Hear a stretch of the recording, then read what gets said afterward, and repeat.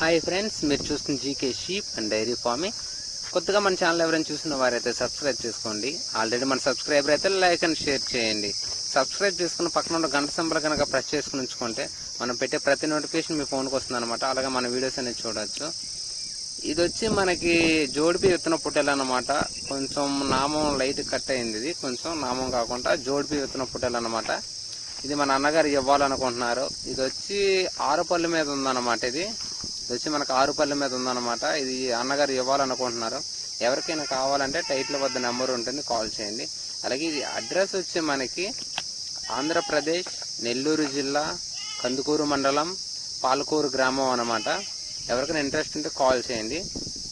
Okay, మీరు కూడా మీ జీవాలను మన ఛానల్లో పెట్టి అమ్ముకోవాలనుకుంటే ఫోన్ అడ్డంగా పెట్టి 2 నిమిషాలు వీడియో తీసి కింద డిస్క్రిప్షన్లో GK sheep and dairy farm దగ్గర నెంబర్ ఉంటుందన్నమాట.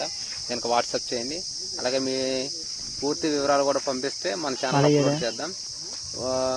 గొర్రెలు అయితే ఎన్ని గొర్రెలు ఉన్నాయి, వాటి కాలు కింద పిల్లలు, అలాగే బర్రెలు అయితే ఎన్ని పిల్లలతో ఉన్నాయి, అలాగే పొట్టేళ్ళు అయితే ఎన్ని పళ్ళతో ఉన్నాయనే వివరాలు పంపిస్తే మన వీడియోలో మన ఛానల్లో మీ వీడియో అప్లోడ్ చేద్దాం.